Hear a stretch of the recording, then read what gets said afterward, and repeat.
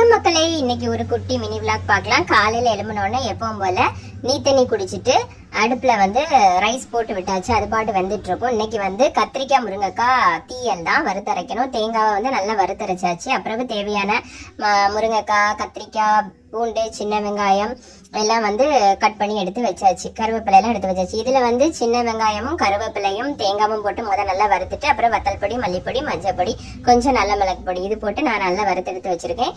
தேங்காய் எண்ணெயில கொஞ்சம் கடுகு, கொஞ்சம் வெந்தயம் போட்டு ஃபர்ஸ்ட் தாளிச்சிட்டு அதுக்கப்புறமா நம்ம கொஞ்சம் பூண்டு போடணும். கொஞ்சம் பூண்டு நிறைய போடலாம். அப்புறம் நிறைய சின்ன வெங்காயம் போட்டு கொஞ்சம் கருவேப்பிலையும் போட்டு நல்லா அழகா வதக்கிட்டு அதுக்கப்புறமா முருங்கைக்காய், கத்திரிக்காய் இந்த ரெண்டையும் எடுத்து போட்டு கொஞ்சம் புளியும் ஊற்றி 2 உப்பு போட்டு கொஞ்சம் வேக வச்சுட்டுனா அழகா வெந்துடும். அதுக்கப்புறமா நம்ம அரைச்சி வச்சிருந்த மசாலா அதில் போட்டு அதுக்கப்புறமா கொதிக்க வச்சு இறக்க வேண்டியதான். நான் நேற்று மீன் கடைக்கு போனப்போ இந்த கூடை ரொம்ப அழகா இருந்துச்சு. பழம் போட்டு வச்சுக்கலாம், மற்றபடி கீரை இதில் போட்டு தனியாட்டு கிளீன் பண்ணிக்கலாம்.